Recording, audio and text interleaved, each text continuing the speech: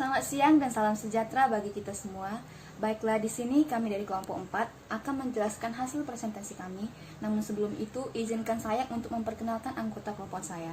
Yang pertama, saya sendiri selaku moderator Olivia Setnita Sitorus. Juga selanjutnya ada Ramona Melinia, Devira Wahyuni, Asrizal Ardinata, Jessica Aprilia, Irene Tasya, Eva Kristina, Sri Devi, dan yang terakhir Devrel Janesvi. Di mana materi yang akan kami presentasikan berjudul Pusat Tanggung Jawab, Pusat Pendapatan dan Beban. Baiklah, slide pertama akan dijelaskan oleh saya sendiri, yaitu mengenai Pusat Tanggung Jawab.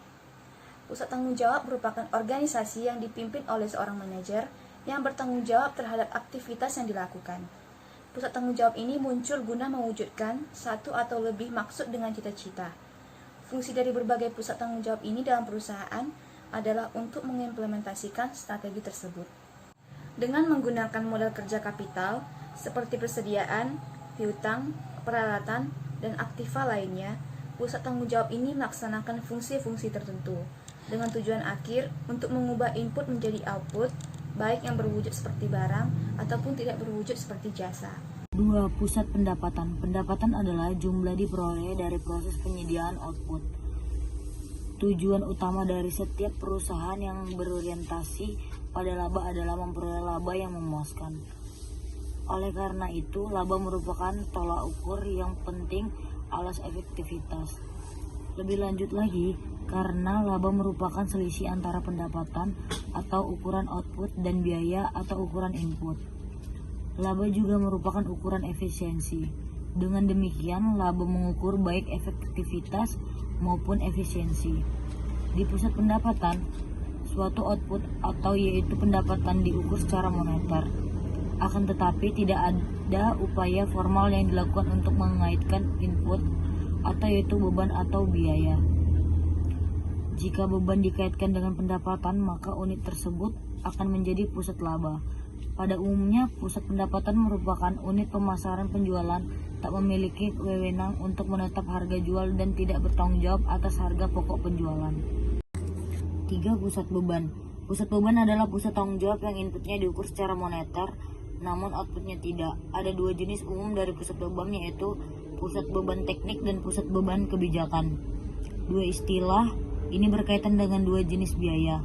Biaya teknik adalah biaya-biaya yang jumlahnya secara tepat dan memadai dapat diestimasikan dengan keandalan yang wajar. Baiklah, selanjutnya mengenai pusat beban. 1. Pusat beban teknik. Pusat beban teknik itu memiliki 3 ciri-ciri. Yang pertama, input-inputnya dapat diukur secara moneter. Yang kedua, input-inputnya dapat diukur secara fisik. Yang ketiga, jumlah dolar optimum dan input yang dibutuhkan untuk memproduksi satu unit output dapat ditentukan. Yang kedua, pusat beban kebijakan atau pusat administratif dan pendukung.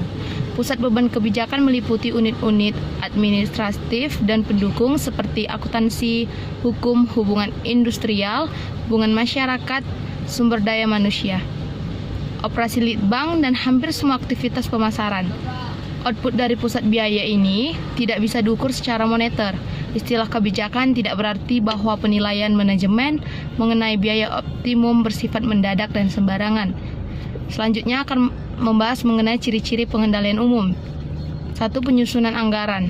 Manajemen membuat keputusan anggaran untuk pusat beban kebijakan yang terpisah, yang pusat beban teknik. Selanjutnya, manajemen menentukan apakah anggaran operasi yang diajukan bisa mencerminkan biaya per unit dari pelaksanaan tugas secara efisien. Yang menjadi perhatian utama bukanlah volumenya, karena hal tersebut sebagian besar ditentukan oleh tindakan-tindakan yang diambil oleh pusat tanggung jawab lainnya. Pengendalian atas adanya pengeluaran dapat dilaksanakan dengan mengharuskan persetujuan dari para atasan sebelum anggaran dilampau. Terkadang persentase tertentu dari kelebihan, katakanlah 5%, dapat diizinkan tanpa perlu persetujuan tambahan. Pusat administratif meliputi manajemen senior korporat dan manajemen unit bisnis, serta para manajemen unit-unit pendukung. Pusat pendukung merupakan unit-unit yang teratif dan menyediakan layanan kepada pusat tanggung jawab. Baiklah, saya Devi Rawayuni di sini akan menjelaskan itu mengenai permasalahan dalam pengendalian. Pengendalian atas beban administratif cukup sulit dikarenakan ada masalah-masalah yang ada dalam pengukuran output dan banyaknya ketidaksesuaian antara cita-cita staf departemen dan cita-cita perusahaan secara keseluruhan.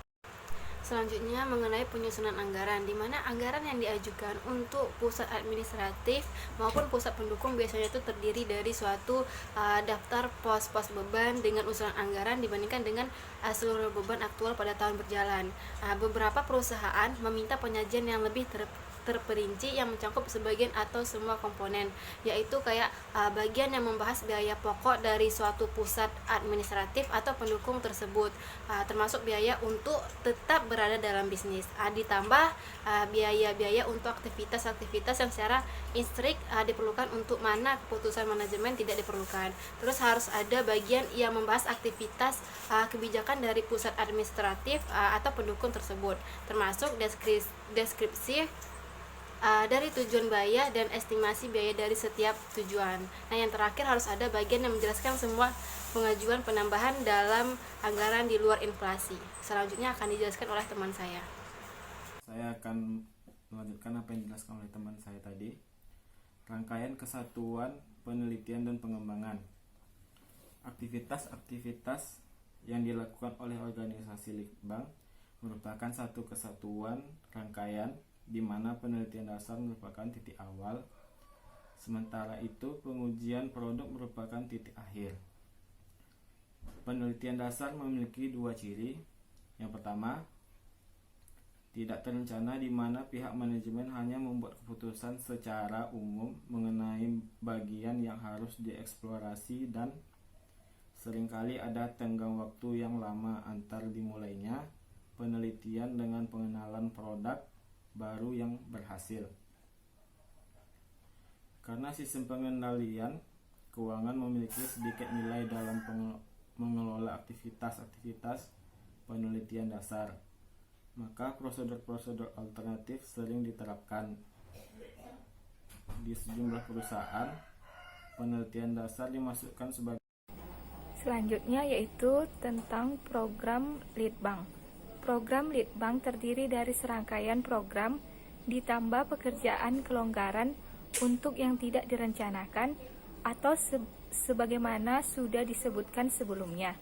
Hal tersebut biasanya ditinjau setiap tahunnya oleh manajer senior. Tinjauan ini dilakukan oleh komite seiring penelitian yang terdiri dari CEO, direktur penelitian, serta manajer para produksi dan pemasaran, atau pihak yang terakhir ini dilibatkan karena merekalah yang akan menggunakan output dari proyek-proyek penelitian yang sukses. Baiklah, untuk slide selanjutnya saya akan menjelaskan mengenai pengukuran kinerja, di mana slide sebelumnya telah dijelaskan oleh teman saya ini mengenai program Litbang. Di pengukuran kinerja ini secara reguler biasanya per bulan atau per kuartal semua membandingkan pengeluaran aktual dengan pengeluaran yang dianggarkan dari semua pusat tanggung jawab dan seluruh proyek yang dijalankan. Kemudian perbandingan ini dirangkum untuk dilaporkan kepada manajer dengan seprogresif mungkin guna membantu para manajer di pusat tanggung jawab dalam merencanakan pengeluaran mereka dan untuk meyakinkan para atasan mereka bahwa pengeluaran-pengeluaran tersebut masih dalam batas-batas yang disepakati. Selanjutnya, banyak di perusahaan manajer menerima dua jenis laporan mengenai kegiatan-kegiatan Litbang. Apa saja yang termasuk dalam laporan mengenai kegiatan-kegiatan Litbang ini? Ialah yang pertama mengenai pembandingan prediksi terakhir mengenai total biaya dengan jumlah yang disetujui untuk masing-masing proyek. Sedangkan yang kedua, laporan tersebut tidak memberikan informasi mengenai efektivitas dan kegiatan penelitian kepada manajemen. Baiklah, sekian, terima kasih dari penjelasan. Selanjutnya ada aktivitas logistik. Aktivitas logistik adalah aktivitas-aktivitas yang terlibat dalam pemindahan barang dari perusahaan ke pelanggan dan mengumpulkan piutang yang jatuh tempo dari para pelanggannya. Aktivitas-aktivitas ini mencakup transportasi ke pusat distribusi, pergudangan, pengapalan, dan pengirim. mengaju rekening dan aktivitas yang terkait dengan fungsi kredit dan penagihan piutang. Baiklah, saya Ramana Saputri Melinia akan menjelaskan tentang aktivitas pemasaran. Aktivitas pemasaran memiliki pengertian yaitu aktivitas-aktivitas yang dilakukan oleh perusahaan untuk memperoleh pesanan. Aktivitas ini meliputi uji pemasaran, pembentukan, pelatihan, dan pengawasan terhadap tenaga penjualan. Karakteristik yang menimbulkan permasalahan pengendalian manajemen yaitu adalah teknik-teknik pengendalian yang bisa diterapkan terhadap aktivitas-aktivitas logistik ini. Secara umum tidak dapat diterapkan di aktivitas pemasaran. Sekian saya serahkan kepada moderator.